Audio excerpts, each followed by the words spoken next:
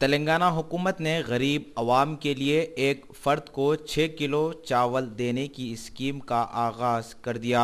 हल्के बहादुरपुरे में भी इस स्कीम का इफ्तिदा कुलहीन मजलिस इत्तेहादुल मुस्लिमीन के रुकन असम्बली मोहम्मद मौज़म खान के हाथों अमल में आया। इस स्कीम के आगाज़ पर गरीब अवाम ने इज़हार तशक्कुर किया। रुकन असम्बली ने इस उम्मीद का इजहार किया कि इस स्कीम से गरीब अफराद को काफ़ी फ़ायदा पहुँचेगा। इस मौके पर रुकन असम्बली मोहम्मद मौज़म खान के हमरा सरगर्म मजलिस के कारकुनों के अलावा और भी दीगर लोग मौजूद थे।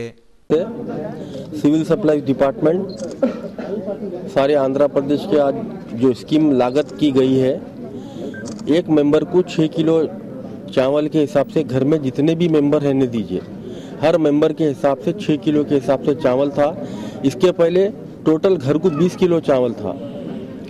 मैं गवर्नमेंट ऑफ तेलंगाना का जो स्कीमात आज से जो चालू किए गए, मैं उसका खैर मकदम करता हूं और हमारे सदर बैरिस्टर असदुद्दीन ओवैसी साहब का बहादुरपुरा कॉन्स्टिट्यूंसी की आवाम की तरफ से शुक्रिया अदा करता हूं। मैं जितने गवर्नमेंट के स्कीमात है अल्हम्दुलिल्लाह मजलिस इत्तेहादुल मुस्लिमीन आवाम के दरमियान में लेके आएगी और सारी स्कीमात का आवाम को फ़ायदा उठाने के पहुंचाने लगाएंगी। इसके अलावा जो भी स्कीमात रहेंगे गवर्नमेंट ऑफ तेलंगाना के मजलिस इत्तेहादुल मुस्लिमीन के एमएलएस, कॉरपोरेटर, वर्कर्स, सुदूर मोतमदीन हमेशा आवाम के दरमियान में रहे, बस्तियों में रहे हैं, महलों में रहे हैं। हम आवाम के तकलीफ़ को समझे हैं और जो भी स्कीमात निकलेंगे इंशाअल्लाह ताला सारे स्कीमात हम आवाम के दरमियान में लेके आएंगे।